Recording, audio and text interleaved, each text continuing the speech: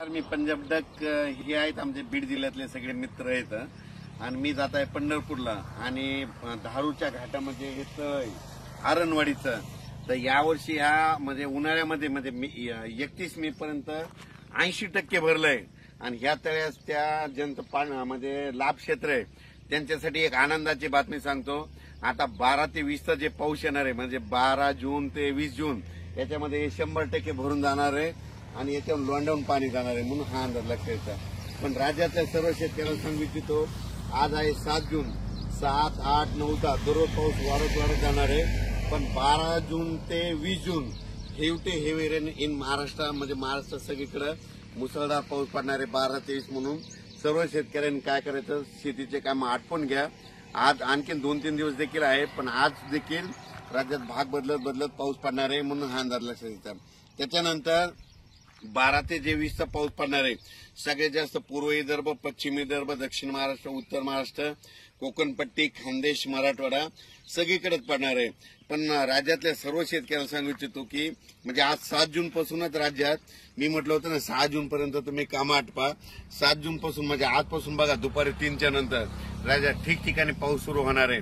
काल देखील खूप ठिकाणी पाऊस झाला. नाशिककडे झाला, पुण्याकडे झाला, दौंडकडे झाला, आज देखील पहाटे सोलापूरकडे खूप झाला. असाच पाऊस काय होणार दररोज वाढत जाणार आहे. पण 12 ते 20 मात्र राज्यात मुसळधार पाऊस पडणार आहे म्हणून हा अंदाज लक्षात घ्यायचा. ज्यांचे कोणाचे आणखीन थोडे कामं राहिलेले असेल तुम्ही 11 जून पर्यंत 11-12 पर्यंत कामं आटपून घ्या म्हणून हे अंदाज सगळ्यांना लक्षात यायचा. आणि ज्यांच्या शेतामध्ये पेरणीसाठी ओल असं तर तुम्ही 12 तारखेपर्यंत पेरू शकता. सोयाबीन जर पेरली तर तुम्हाला सांगतो सोयाबीन पेरल्याच्या नंतर एक दिवस सोयाबीनला शांत झोप पाहिजे. म्हणजे पेरल्याच्या नंतर त्या दिवशी शांत झोप म्हणजे कशी की त्या दिवशी पाऊस यायला नाही पाहिजे. पाऊस जर पडला तर ती थापून जाते म्हणून एक माहीत असं सांगितलं. पण राज्यात मात्र तुम्हाला सांगतो की 12 ते 20च्या दरम्यान मुसळधार पाऊस पडणार आहे. पण आज 7 जून पासून राज्यात भाग बदलत पाऊस सुरू होणार आहे म्हणून हा अंदाज लक्षात येतो. हे बीड जिल्ह्यातलं आरणगावचं इथे साठवण तलाव आहे 80% भरलाय आणि आता ह्या 12 ते 20 मध्ये मात्र 100% भरून जाणार आहे.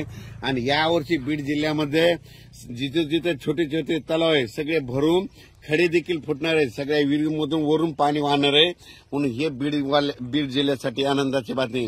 कारण की ज्या वर्षी मान्सून पुरेपूर येतो ना त्यावर्षी सगळ्यात जास्त पाऊस बीड जिल्हा, नगर जिल्हा, धाराशिव, लातूर, त्याच्यानंतर सातारा, सांगली, सोलापूर, कोल्हापूर या भागात जास्त पाऊस पडतो. आणि यावर्षी देखील पुरेपूरच मान्सून असल्यामुळे यावर्षी बीड जिल्ह्यात खूप पाऊस पडणार आहे म्हणून हा अंदाज लक्षात येतात. अचानक वातावरणात बदल झाला तर लगेच एक मेसेज दिला जाईल. धन्यवाद.